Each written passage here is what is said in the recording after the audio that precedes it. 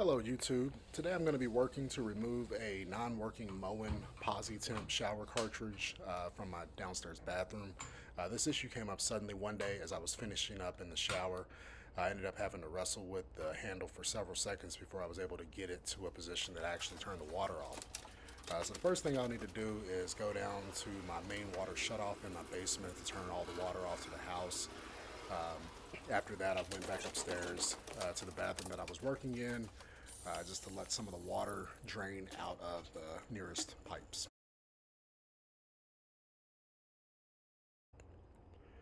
Milwaukee Rover magnetic LED floodlight, a Milwaukee rechargeable magnetic headlamp, a 15-inch Milwaukee adjustable wrench, a 12-inch Milwaukee Hex-Jaw pliers, a 8-inch Milwaukee long nose pliers, a Milwaukee M18 NEXUS wet dry vacuum, a CRAFTSMAN 4-volt max cordless screwdriver, a CRAFTSMAN flexible magnetic pickup tool, the Moen Cartridge Puller Tool,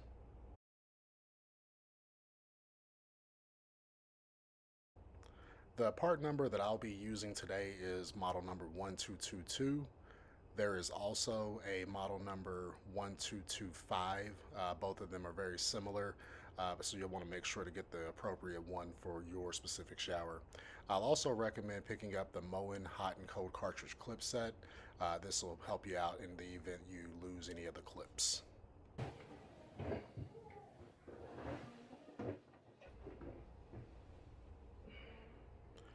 To begin, you'll need a 7/16 Allen bit for the set screw on the handle.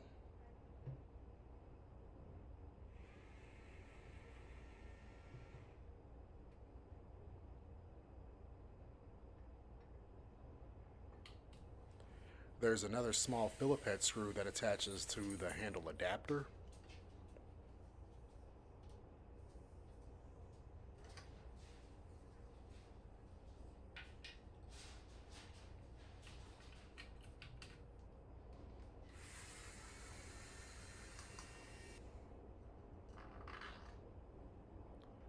Next, you'll want to remove the two long Phillips head screws that hold the escutcheon plate over the valve body.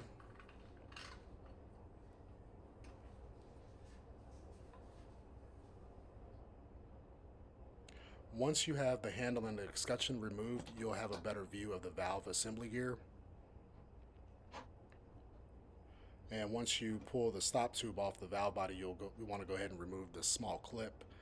I did get a little bit ahead of myself, and I did put the Moen cartridge puller on prior to removing the clip.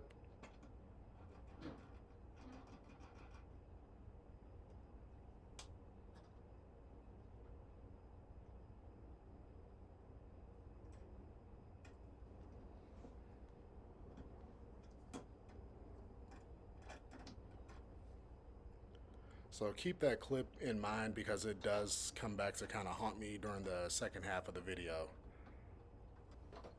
After a while, I did go and grab my 15-inch Milwaukee adjustable wrench. It took me about 15 minutes of working time from the point in which I got the Moen cartridge puller set up until the point in which I was able to pull the actual cartridge out. Most of that time was spent on the front side of things, where I was trying to be a little bit extra cautious to not damage any of the plumbing on the back side of the shower wall.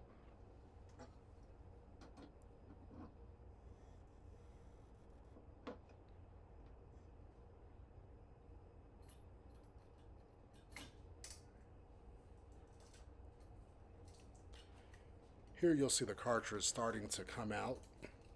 I was able to work it back and forth for several seconds to get it to pull out as easily and as undamaged as possible.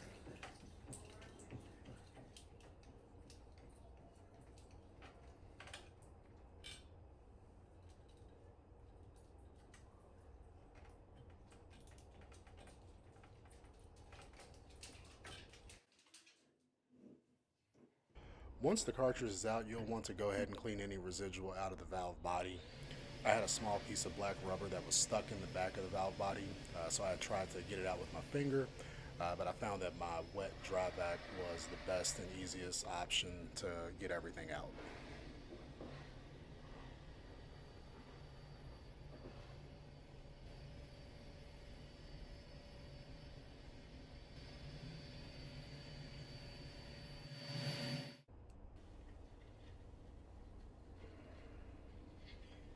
Now we'll move into reinstalling the new cartridge back into the valve body. The first thing you'll want to do is open up the small packet of lube that comes with the new cartridge and work that all over the cartridge as well as inside of the valve. That does simplify the process of getting the cartridge back into the hole since it is an extremely tight fit. You'll want to make sure to reinsert the new cartridge with the letters HC at the top.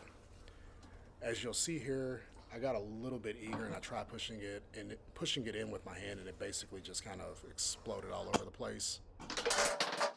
Once I was able to get everything put back together, I did put it back on the Moen removal tool, and that actually helped give me the proper leverage and balance that I needed in order to set the cartridge into the hole and give it just enough force to start gently moving it in.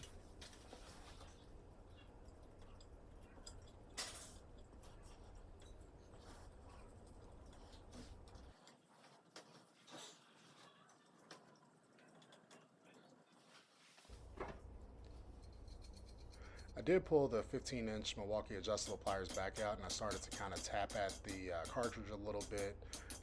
Then I noticed it started to work. So I did make sure to hold on to the back side of the plumbing with one hand while I gently tapped with the other hand with the wrench. This process took me between 5 and 8 minutes to execute properly.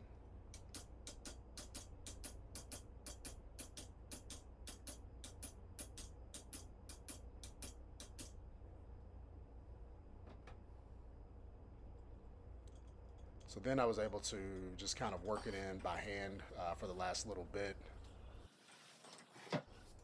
I did end up having to do a little bit more gentle tapping to get the cartridge completely seated.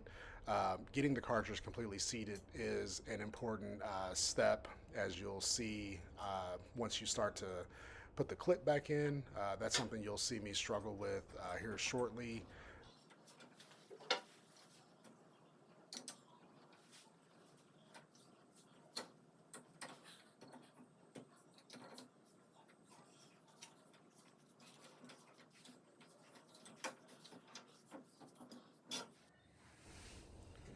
Replacing the clip ended up taking up at least half of the total time, and I would say it accounted for about 80% of the total frustration that I encountered while doing this job. As you'll see here, I dropped the clip back behind the shower for the first time.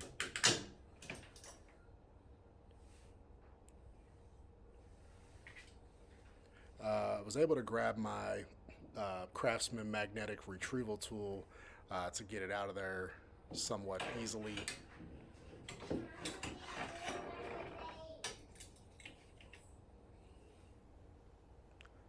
So I tried reinserting the clip for a second time, and as you'll see, it fell again, only this time I was not able to retrieve it.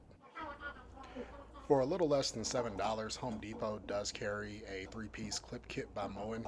I'd highly consider grabbing one of those before you get going, or you can just make the trip in the middle like I did.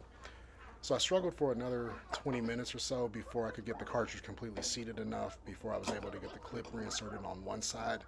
And right as I was getting the other side of the clip inserted, my superintendent showed up to check on the progress of things. Alright, from this point you can go ahead and place the stop tube back on. It will only go on in a single direction, so you don't have to worry about putting it on backwards or anything.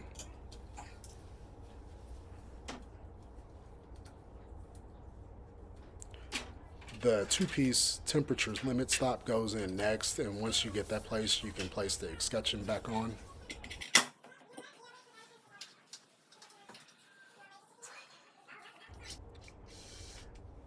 At this point, getting that last screw in line was a little bit of a challenge. I think it was more due to my eagerness to just be done with this by now, but nonetheless, if you just take your time, it will go together pretty smoothly.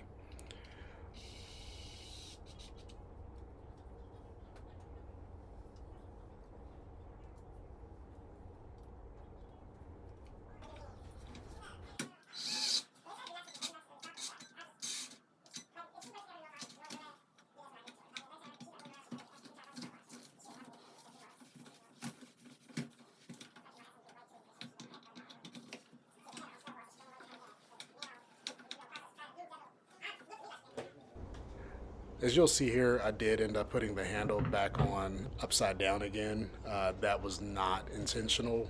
When I was finished and I initially did the water test, I was having the hardest time figuring out why the hot was coming out cold and why the cold was starting out hot. I ended up leaving it alone for a few hours. I watched a little bit of football, and suddenly out of nowhere, I came to realize that the handle was indeed upside down.